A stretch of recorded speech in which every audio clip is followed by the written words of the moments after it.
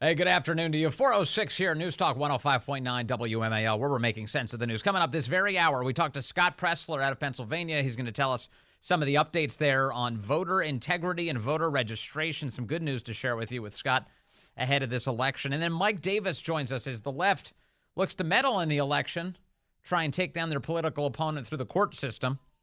Mike's got some reactions to the latest there at 5 o'clock, and you can join us at 888-630-9625.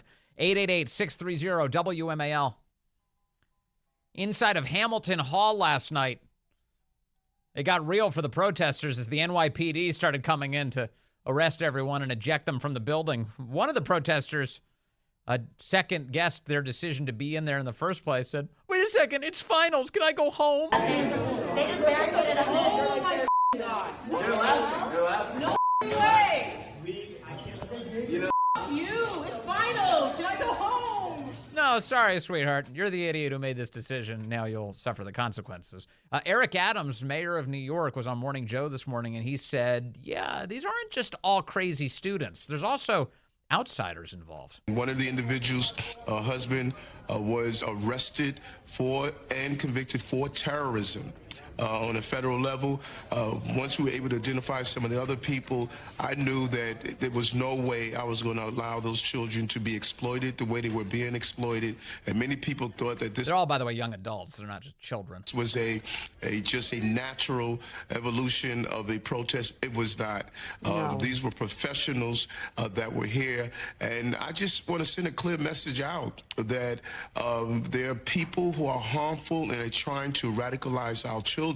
And we cannot ignore this. Yeah, they're called Democrats. Of that these outside influences, I don't know if they're international. I think we need to look into that as well. But there's an attempt to radicalize young people in this country. Now, of course, a lot of what you just heard was excuse-making for the left's radicalism. But there are some interesting outside elements involved here, and my next guest has been digging into it. Joe Simonson is a senior investigative reporter for the Washington Free Beacon, and he joins us now. Joe, good to have you back with us, sir. Thanks for having me, Vince. Okay, so I've been following your reporting, and you have demonstrated that at least some of the organizations that are involved in pushing this chaos, they do receive some meaningful funding from outside meddlesome sources. What have you learned? Sure. So actually on Monday, I attended one of the meetings for, I guess you could call them an outside agitator, although I hesitate to use that term just because I think a lot of these groups work hand in hand with the students, and I don't want to absolve any students for the chaos or destruction that they're causing. But I attended a volunteer meeting at this organization called the People's Forum, which is located in Midtown Manhattan, has beautiful office space, 3-floor building on the west side. And the People's Forum is a Marxist-Leninist, basically nonprofit, has nonprofit status, quite luxurious building. And on Monday during the meeting, there were about 100 attendees, many of whom had just returned from Colombia. And basically the point of the meeting was to plan further protests. And during the remarks, the executive director of the group basically said explicitly, we want to recreate the summer of 2020, and we want everyone back at Columbia. And what happened a few hours later? Well, a bunch of demonstrators stormed a Columbia building and occupied it until yesterday. And what makes the People's Forum important is the amount of resources they have. And they've received millions upon millions of dollars from a left-wing billionaire who does not get the same kind of play that maybe a George Soros gets, but his name is Neville Singham. And some people might know Neville Singham from his wife, and his wife runs Code Pink. Now, Neville Singham lives in China. He goes to Chinese Communist Party events. He's a self-declared Maoist, and he funds what are essentially the furthest left type of charities and protests and activities that you can think of in this country. and he single-handedly essentially funds the People's Forum. So it's a kind of an interesting thing. So this guy is a guy who got rich in the tech industry. He is an American, but he lives in China, and he uses his vast wealth to advance Chinese propaganda. I'm so glad you're digging into this. You're not the first reporter who's brought up some of these details. I noticed that the New York Times had a report, interesting report actually, from August of last year, where they lay out that he keeps funding organizations that will try and distract from China's atrocities. So if you're if you're in the United States or if you're in Great Britain and you start raising issues about China's treatment of the Uyghurs or China's abuses inside of their own country or outside of that country, that he will fund organizations that try and redirect the conversation towards things like climate change or race relations inside of the United States.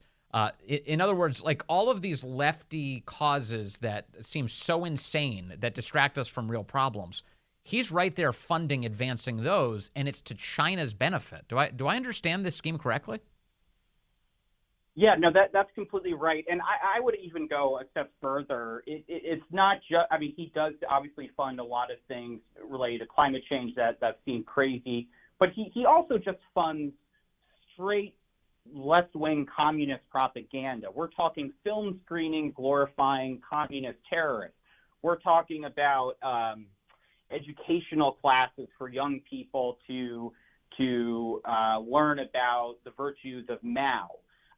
We're talking about, again, organizing protests in favor of Palestine, anti-Israel protests, right. And not just end the war, glory to the martyrs, do more terrorism. October 7th was the right thing to do. If you people remember, on October 8th, there were those protests in Times Square celebrating the attacks in Israel. That was organized by the People's Forum. Celebrating the terror attacks, a nonprofit, as I understand it, this is a tax-exempt nonprofit that is financing celebrations for terror attacks in Israel. Correct. The day after they happen, and they're celebrating law-breaking at Columbia. They're celebrating law-breaking that happened in 2020, and they're organizing and holding sessions on how to do more of that. I mean, this is a flagrant violation of the IRS code. They should not have their tax-exempt status, and the IRS is asleep at the wheel. So you mentioned that this guy's wife is also the founder of, she's the leader of Code Pink. Her name is Jody Evans. In the New York Times reporting, they say that Code Pink used to criticize China's treatment of the Uyghurs because they're supposed to be like an anti-war human rights organization, Code Pink. But as soon as they don't do it anymore. They make excuses for China. Code Pink does. And that's not surprising considering the leader of the group is married to a guy who is doing the bidding of the Chinese Communist Party. That's exactly right. As soon as this woman took over the group, suddenly those protests ceased and went even affirmatively to defend China as this bastion of human rights, this bastion of no racism exists in China and things like that. Yeah. Yeah. You've been digging in for a while. This is not the only rich guy, this left-wing billionaire, Neville Roy Singham, this communist who's big Mao admirer who's financing all of these anti-Israel activities going on across the country. You've also dug into the role that Arabella advisors and progressive billionaires like George Soros and Pierre Omidyar have played. It seems like there's actually quite a few big money left-wingers who are backing this chaos. Yeah, that's exactly right. And I'm getting in touch with other lawmakers to see if they have thoughts on this. But I think this is a real blind spot that a lot of congressional Republicans or elected officials generally have towards these groups. It's one thing to be sort of frustrated or confused about how organized some of these protests seem. People talk about the tents and they all have the same signs and they all seem to get to the same place over and over again. But the thing that's going on here that is most troubling is that these groups are involved in criminal activity, blocking bridges, stopping ships from leaving port, occupying Columbia's quad, or taking over a building. And they're doing this under the protection of these are charities. That's what they're called. They're called charities like the Red Cross. And so those organizations don't pay any taxes. And even worse, the billionaires who donate to them get a tax break. That's exactly right.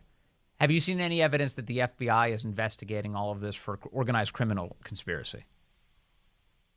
Absolutely not. And I want to point out one last thing. The irony of all this is that the left loves to talk about billionaires and millionaires gaming our tax code and not paying their fair share. Yeah. They've been quite silent on this, except for one time. One time, Democrat Senator Wyden sent a letter to the IRS shortly after the January 6th riots, laying this all out and said, you need to take away the tax-exempt status of any organization that was part of Jan 6. Now, the right doesn't really have this nonprofit charity infrastructure, so nothing happened. There were no charities that were involved in January 6th. But this is not some obscure rule or whatever. This doesn't require a new bill. This requires the IRS to do their job. We should not be giving tax breaks to billionaires to give to essentially criminals to burn down buildings, to block bridges, to make normal people's lives miserable. And that's what's going on right now. And this is also how you get like foreigners to disrupt American politics, because they aren't explicitly giving to political campaigns, which they're forbidden from doing, but they are giving to causes that are designed to provoke chaos in the United States and disrupt our political system. I'm thinking of,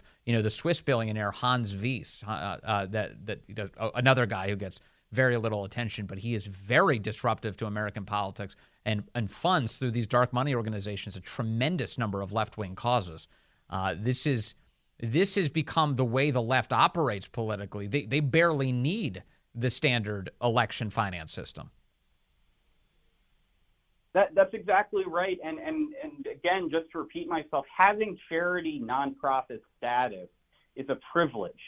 You're not entitled to it. The KKK isn't a charity. I'm not necessarily saying these are the same groups as the KKK, but this is a privilege that the IRS gives organizations, and it can be revoked quite easily. And if you actually read the regulations that govern these groups, it's black and white. This doesn't require sort of a deep reading or a heterodox reading. One example that Senator Wyden gave after Jan 6, which is true, it's the IRS lays it out. If 99.9% of your nonprofit's work is all legal, but 0.1% is illegal activity, you should lose your tax-exempt status. And that's exactly what's going on right now. And again, the IRS is asleep at the wheel, and I'm not confident that a lot of congressional Republicans or Senate Republicans are quite aware that essentially we're facilitating, taxpayers are facilitating this chaos. Yeah, and unfortunately, too many Republicans are so maddeningly feckless in the face of such obvious issues. Thank you very much, Joe Simonson from the Washington Free Beacon, for your relentless reporting on such an important subject. Thank you, sir. To the phones we go. Line 4, Carol calling in from Bowie now. Carol, good afternoon. You're on the Vince Coglianese Show. Yes, sir. I agree wholeheartedly with the lady that said they should bring food to these children or these people. Mm-hmm. I feel very strongly about it. I have one small thing that needs to be done, though. The food coming in has to be kosher. All kosher food. And see how these spoiled little brats like that. There's food here waiting for you. It's kosher. Yeah, did you see at UCLA, Carol, one of their demands is, first of all, they want food, but they said no bagels. They're just rejecting bagels entirely. I guess bagels are considered Jewish food or something. I love bagels. But they don't want any bagels there at UCLA. So they're demented is what they are. And I'm guessing they could their bodies would probably hold up for a few more days without food. I would let them starve. I'm shocked that they left the power and the water on in the building.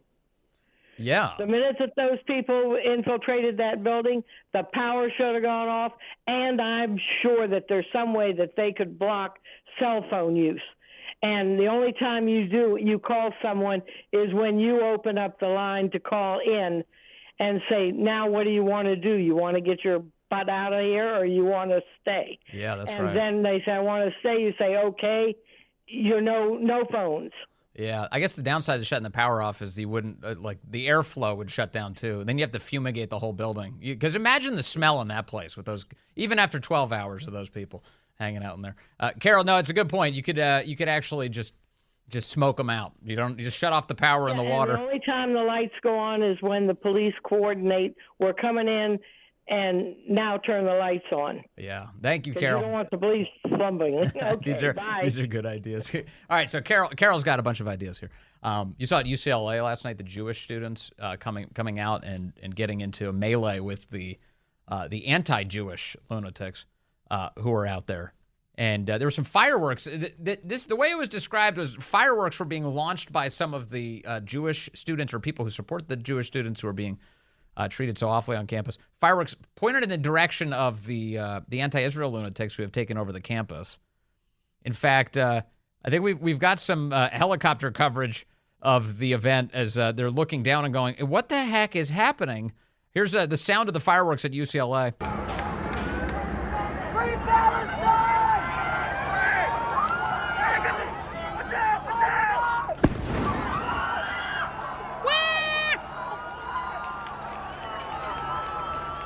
Fireworks going off. ABC 7 helicopter over all of this. Delineation halfway through the quad. Look at this. Somebody is being beaten. Somebody is being beaten with a stick and punches in the middle of the lawn. Somebody is being badly beaten at the bottom of that brawl right there. Look at that. Look at that.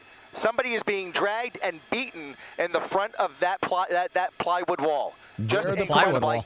Where are the police? Where is security? Wait, help me out. What are the rules on this? I'm trying to remember. The left told me very recently if it's a mostly peaceful demonstration, it's fine, right? As long as it's in the service of a just cause. I guess if the Jewish students are standing up for their fellow students on campus, that's a just cause, right? They're allowed to do that? What's the thing they keep saying? A riot is the language of the unheard? I'm having so much trouble keeping up with the rules here. I'm going to take a brief time out so I can think it through. Scott Presler is going to join us coming up next. We'll talk to him about Election Day 2024. Will it be a fair one? Hey, good afternoon to you. 4:35 now, News Talk 105.9 WMAL, where we are making sense of the news. Coming up on the show, Mike Davis talks to us about the latest efforts to take down Donald Trump that the left is undertaking in the courtroom. You can join us at 888-630-9625, 888-630-WMAL. I do like keeping an eye on the polls.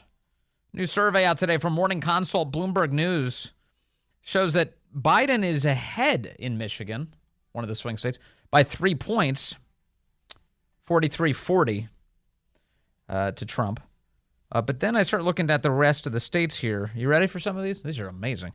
Nevada, Trump up 11. Wisconsin, Trump up 3. North Carolina, Trump up 10. Arizona, Trump up 6. Georgia, Trump up 8. Pennsylvania, Trump up 1. It's going to be a nail-biter in the Keystone State.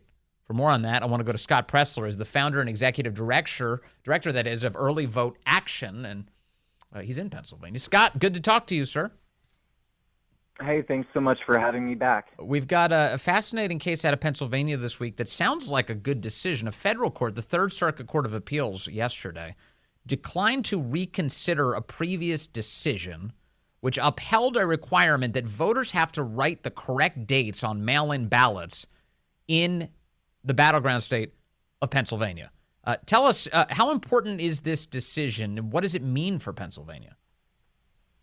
Well, it's huge. You know, Mark Elias, bless his heart, he's probably, mad about this decision because originally it was decided that any mail-in ballot would be accepted regardless of whether or not the date was correct and prior to the election. And so then a court ruling came out saying it had to be handwritten and dated correctly, not a date of birth, but before the election, et cetera. And then this secondary ruling just affirmed and reaffirmed that, yes, they must be handwritten and they must be dated correctly. Now, this is a huge victory for election integrity, and this is a huge victory for making sure that mail-in ballots are done correctly and honestly. So I think this is going to have an impact on the November election. And it's also a declaration by the court that you have to follow the letter of the law. This is what the law says. You can't make it up. That was a problem in 2020 in Pennsylvania. Well, and as you just said, yes, this is furthermore stating that Pennsylvania is allowed under the Constitution to set requirements. And the requirements are they must be handwritten and they must be dated correctly. And so the courts have affirmed that. I have also been following with some interest the thing that you're passionate about, which is voter registration. A report from just a couple weeks ago finds that the Pennsylvania Republican Party is enjoying what the headline says is a clean sweep of voter registration gains ahead of the primary election. This was written in the Pennsylvania Capital Star. They said in the piece, 4 years ago, the prospect of a competitive presidential primary led to some relatively strong voter registration reports for Pennsylvania's Democrat Party. Yet as 2020 progressed, that contested primary never came, and the summer and fall registration reports were far more encouraging for the Pennsylvania GOP. But and then they go on, the article's lengthy, but to point out that Republicans are absolutely dominating now in Republican voter registration in the state of Pennsylvania. Tell us about your efforts there and what this all means, Scott. Well, for the first time in modern history, Republicans made gain in all of Pennsylvania's 67 counties. That's unheard of. I mean, to make gains in Philly, in Delaware, Montgomery, Chester, Northampton, Lehigh. And it just shows you that our voter registration efforts are making a difference. And the Democrats, this is reported by the Washington Post. This isn't just me, claiming some right news article. The Democrats actually put out a memo saying that they should stop blindly registering voters because every unregistered voter that registers to vote is more likely now to vote for President Trump than his opposition. And that's why I'm so neurotic on pushing voter registration. Y'all, if you guys want to win Pennsylvania this November, I need your help. We need to be at gas stations, at gun shows, at places of worship, outside of Home Depot and Cabela's, at NASCAR and UFC. We must be meeting truckers, members of the Amish community, our gun owners, our hunters, and Christians. That is the blueprint if we want to win this November. And so my organization, Early Vote Action, that's earlyvoteaction.com if you would like to support our work. I was just on the phone right before you talking to a trucker that there are 3.5 million truckers in America, and a majority of those people don't vote. Why? Because they're working for us. They're hauling rigs. Yeah. And so we're going to have different things like truck Joe Biden bumper stickers all across the country with QR codes that people can register to vote. And we're going to make sure they're educated on mail-in voting and on early in-person voting because not everybody can vote on Election Day. And by bringing in these different demographic groups that I just mentioned, I feel confident that we have the ability to win Pennsylvania this November. I want to emphasize a point you just made because I've been bringing it up here on our program quite a bit in the past few weeks especially. The data demonstrate that among people who are not registered to vote, they are wildly supportive of Trump. Wildly supportive of Trump. And in other words, if any Democrat strategist who's looking at this data is going, wait a second, we don't want to register new people to vote. The last thing they want is more people registered to vote. And now Democrats are beginning to have that fight amongst themselves. So the most important thing I want to leave all of your listeners with is, guys, again, 30% of Christians are not registered to vote. I want you to talk to everybody at your place of worship, whatever religion that you're in. I do not care. Get your people registered to vote at your church. Get them from the pews to the polls. If Christians actually voted, we would win every single election. And furthermore, to my hunters out there, to my gun owners, we have 930,000 hunters in the Commonwealth of Pennsylvania. 1/3 of those 930,000 people are not registered to vote. We must talk to our fellow gun owners. We must talk to our hunters. We must go to gun shows and gun ranges. And remember, those people are going to be out in November hunting deer and bears and whatever else we have in Pennsylvania. We have to make sure they have a plan besides voting on Election Day to get all of our hunters and Second Amendment people registered and mobilized to vote. And the idea here for both categories of people you just mentioned, the Christians and the hunters, is that their vote is actually to protect their way of life, their livelihoods, and their faith. Exactly. Well, and furthermore, let's wrap a beautiful red bow on this and take it home to Pennsylvania, look at Amos Miller. Amos Miller is an Amish dairy farmer in Lancaster that a judge has ruled against him that he can no longer sell raw milk here in the Commonwealth of Pennsylvania.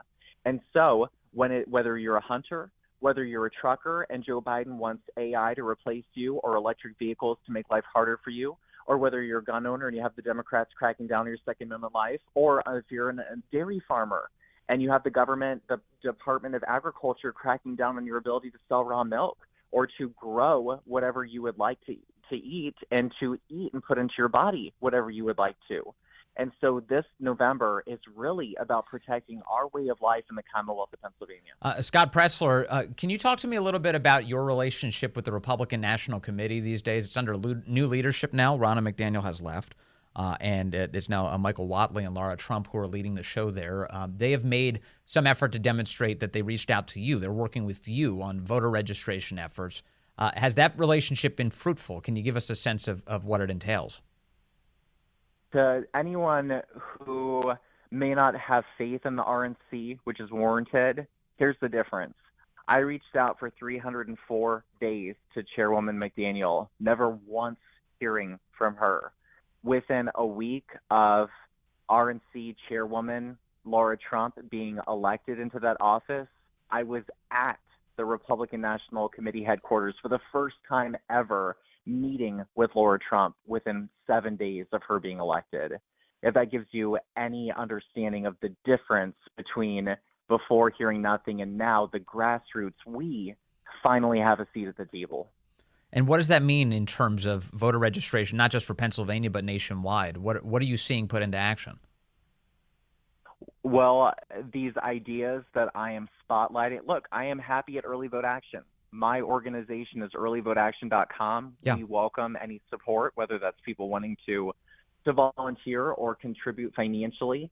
But we have the same goal. The RNC is here to elect Donald Trump, and so am I. But again, I'm trying to inject what I'm seeing on the ground and get national attention on our Amish, our truckers, our farmers, our gun owners, our hunters, our Christians. Those are the demographic, and even fraternity brothers. I want to give a shout out to the UNC Chapel fraternity brothers that when that Palestinian flag was raised over the American flag, and when protesters tried to rip down the American flag and possibly destroy it, that those fraternity brothers with Pi Kappa, I believe it was, that they stood their ground and that they protected the flag. I want to get every fraternity brother in America registered to vote, and that's going to be part of our plan as well, reaching out to the college kids. Yeah, that would be a big deal. Finally, Scott Presler, how much importance are you placing on early voting? And Republicans, of course, are by and large all across the country prefer in-person paper ballot on Election Day voting. But of course, we've got to get these votes in. How important is it that if it's available in your state that you do vote as soon as you can? If Republicans wait to vote in 13 hours, Joe Biden will be reelected this November. We must have an all-of-the-above approach to voting. Nurses, firefighters, truckers, police officers, members of the United States military, the elderly. Life happens, guys. Have a plan B. Request a mail-in ballot. Have a plan B that if life happens, you're still going to be able to vote in the election. Arizona, the machines went down factually on Election Day. In Nevada, it snowed on Election Day. In Luzerne County, Pennsylvania, they ran out of paper ballots on Election Day. Guys, don't allow things to happen in 13 hours when you have 50 days of early voting. All right, Scott Presler, all over this issue, one of the most important issues in the country to keep our country intact. Scott Presler, thank you very much. Good to talk to you. Thank you. Have a nice day. As always, you too. All right, so I want to refer to something that Scott just mentioned, which is that Democrats are now worried about registering people to vote. They don't. So this is just the most amazing thing ever. So what you're witnessing is a metamorphosis. They're going from, we need to, what was it? Rock the vote, vote or die. Everyone needs to vote, vote, vote, vote, vote, vote, vote. They were under the impression that they had some huge well of support out there that they just needed to register and they'd be fine. And now it looks like Democrats are contemplating, how do we stop people from registering? How do we suppress voter registration and keep people from turning up to the polls? Because this is all good. This is setting up. If the voters get their way, it's not going to be Biden. Headline from the Washington Post. This is the beginning of April. They said Democrats spar over registration as worries over young and minority voters grow. A confidential memo circulated among top Democrat donors has sparked a furious debate in Democrat circles about whether to narrow the focus of voter registration efforts to avoid signing up likely Republicans. For decades, nonpartisan groups allied with the Democrat Party have run wide-ranging efforts aimed at increasing voter registration among people of color. That's non-white. When they say people of color, that means anybody but white. And young people. Groups that tend to lean Democrat but have historically voted at lower rates than older and white people. In recent years, however, there has been a marked shift, among the roughly 1 in 5 citizens of voting age who are unregistered towards Republicans, raising fresh questions about how much boosting nonpartisan voter registration could help presumptive GOP nominee Donald Trump heading into November. Aaron Strauss is an influential data scientist who helps direct progressive spending, left-wing spending, at the firm Open Labs, and sparked private disagreements over this issue in January when he sent about a dozen major Democrat donors a confidential memo that challenged traditional nonpartisan registration. Quote, "Indeed, if we were to blindly register non-voters and get them on the rolls, we would be distinctly aiding Trump's quest for a personal dictatorship," Strauss argued in the memo. I love this. Yeah, the voters choose Trump, he's on his way to be a dictator. That makes sense. Strauss said, which was obtained by the Washington Post. The memo was, and cited recent polling that showed Trump's strength among unregistered voters. Well, that's kind of a misnomer. Unregistered vote. That's an oxymoron. If you're not registered, you're not a voter. How could you be an unregistered voter? It's like an undocumented American or whatever stupid phrase they're using. That doesn't even make any sense. They're not voters among adults who are not yet registered to vote, might be the way to say that. He also warned that efforts to gain Democrat votes among younger and non-black people of color were often expensive, costing more than $1,200 per net vote in 2020 by one estimate, because the groups now include so many non-Democrats.